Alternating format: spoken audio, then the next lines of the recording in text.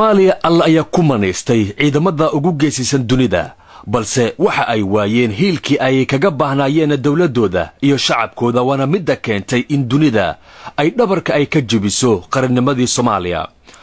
ku biirista dhalinta ee ciidamada xoogga dalka Soomaaliyeed ayaa aad u korodhay 5 sano ee ugu dambeysay wana midda keentay in shacabka Soomaaliyeed ay ogaadaan in xasilinta dalka iyo dadka ay fura u tahay dhisida cududii xoogga dalka Soomaaliyeed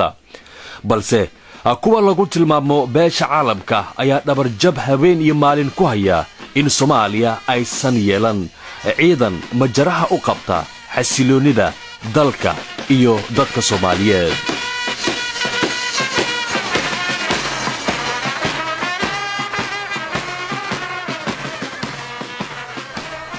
balse isweydii qaraxyada aan wali Soomaaliya hore loogu arag ee lagu gumaadayo shacabka aan waxba galabsan yaa sababteedii leh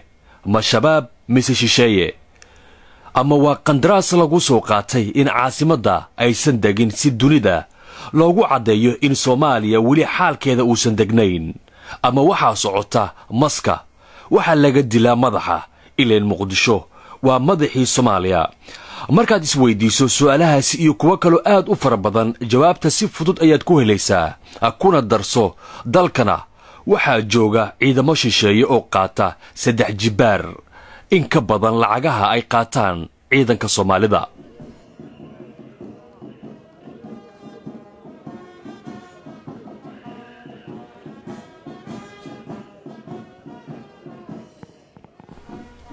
ciidamada Soomaalida waa kuwa dhiiran geesiyaala dal jecel ku sifoobay iyagoo lacag yar qaata ayaa haddana waxa ay ku dhimanayaan dagaalada waxaana dayacan qoysaskooda miyaysan ahayn ciidanka Soomaaliyeed kuwa ugu dulqaadka badan dunida marka la barbar dhigo kuwa dalalka adduunka bal eeg waa askari tababar dhamaystay wuxuuna dareenkiisa ku cabirayaa sida ay uga go'an tahay difaaca dalka diinta iyo calankiisa libaaxna ee codkaygu codkii ciidankeena weeye calaamadu gaara weeye aynka ula soo muwaadin dhaqanka iyo caadadeena diinteena ninkaan cisaynin ninkiina abciid hooyo awaala ninkaan ilaalin waxaan marinaa agteena wuxuu la kulmaa ciqaab xun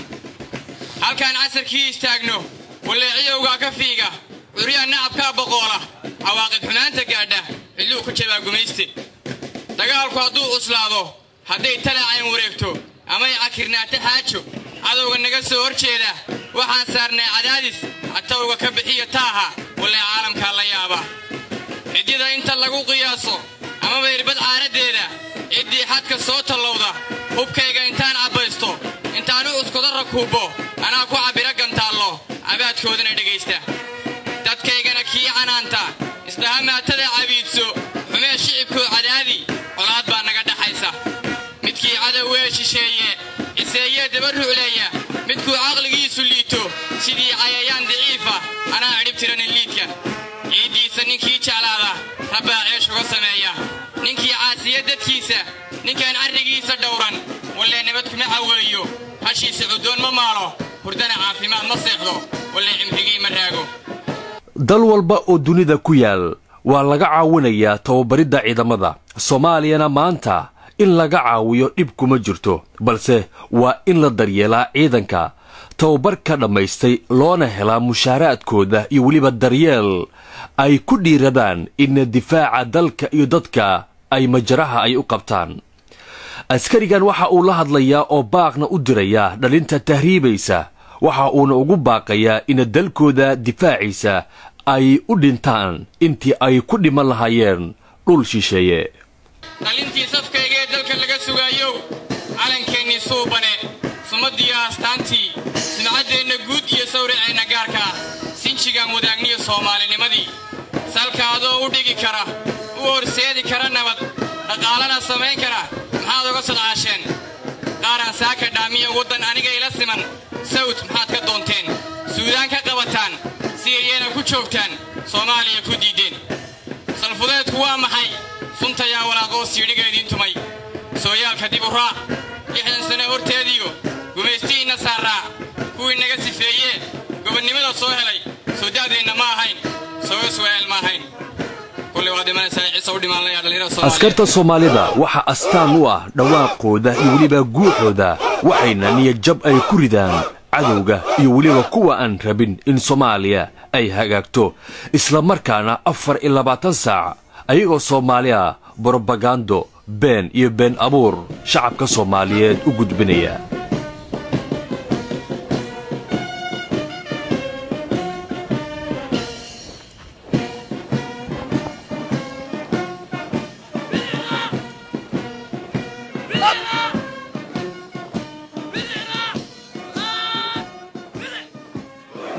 shacabka Soomaaliyeed waa inay u tashtaan oo ay meel saaraan bixinta mushaaraadka ciidamadooda dawladuna waa in ay arrimahaasi ay fududeysaa isla markaana ay ku dhiirataa samaynta akoonada gaar ahaan wasaaradda gaashaandhigga Soomaaliyeed Salmaan Jamaal Saciid TV-ga caalamiga Universal magaalada Istanbul